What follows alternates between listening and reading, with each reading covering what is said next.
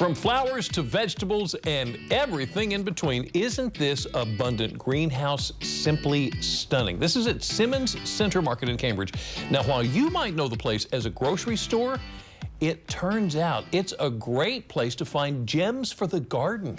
Yeah, owner Ricky Travers says they've sold plants for a long time. And as Delmarva Life's Katie Zerilli shows us, they not only have a wide variety of offerings, but helpful knowledge to boot.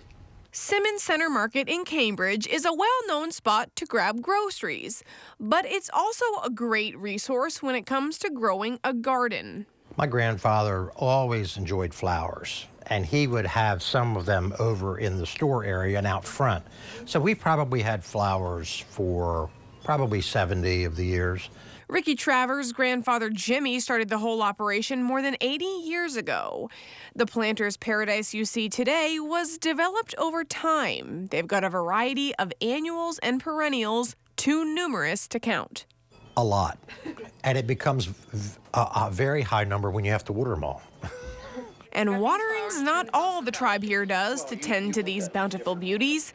Every individual inhabitor gets their needs met. Some of the plants, when they come in, they don't like this kind of weather that we're dealing with right now. It's a little bit chilly, you know, so we've got to make special arrangements, whether it's in the heated house or in the house that's got just some extra heaters into it, to make sure that they hold their color, you know, and the quality of plant that we want the customer to get at the end. I mean, we take special precautions to make sure that even in the colder times that they're taken care of. That way when they get them, when the customer gets them, they're going to be a nice plant. A number of these plants aren't native to Delmarva. Ricky's able to bring them in from different states through trustworthy contacts he's built over the years. I have growers that start out in Florida and wind up in Ohio, and all in between. And all of them have specialties. You know, I mean, my guy in Florida is big in tropicals, palms and the tropical plants like hibiscus, mandevillas, things like that.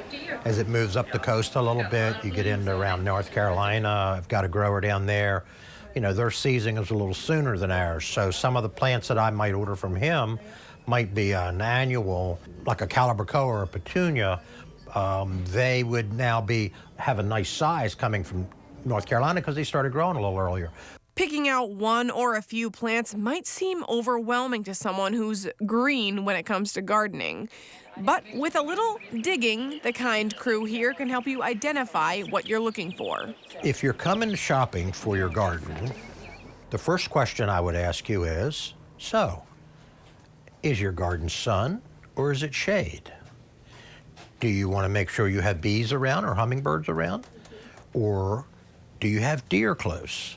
Because with those factors, we can juggle what we're going to put in your garden. Oftentimes, that conversation isn't where the connection ends. Ricky beams when folks come back to brag on their blooms. People are very proud of it. I've had people say, bring me pictures, say, look, this is what I got, and I got all the stuff from you. Look around my pool, and this is great. You know, this is awesome. Normally, most of the time, the pictures are good, you know. You know, so a couple times, what happened to this? Well, do you have a dog in the area? You know? But not being defeated by the occasional disaster is crucial because the successes are so satisfying. So many people, you know, when you work all day long, you don't get a chance to necessarily see the fruits of your work.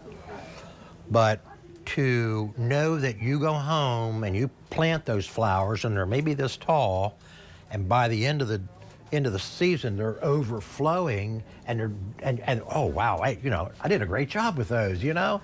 But it's a little bit of a gratitude there that you've been able to grow it and that your deck looks really nice. And when you sit back and enjoy that morning cup of coffee there with those flowers growing and the hummingbirds around or whatever, I think it adds a lot.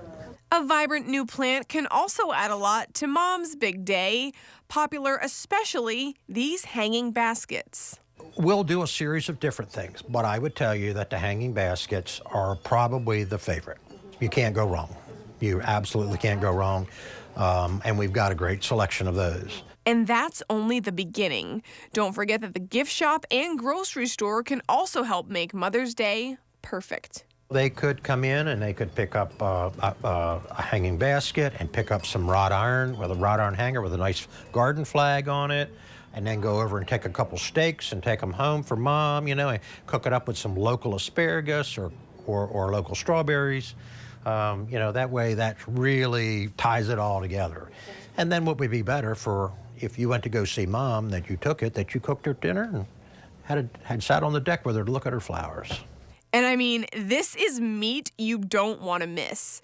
Whether you're in the store, the greenhouse, or the gift shop, what's here you won't find just anywhere. Most of this stuff you're not going to go to a big box and find, because we go out to a lot of Amish, things like that, into the homes of people who are making these things, and they're not on the open market.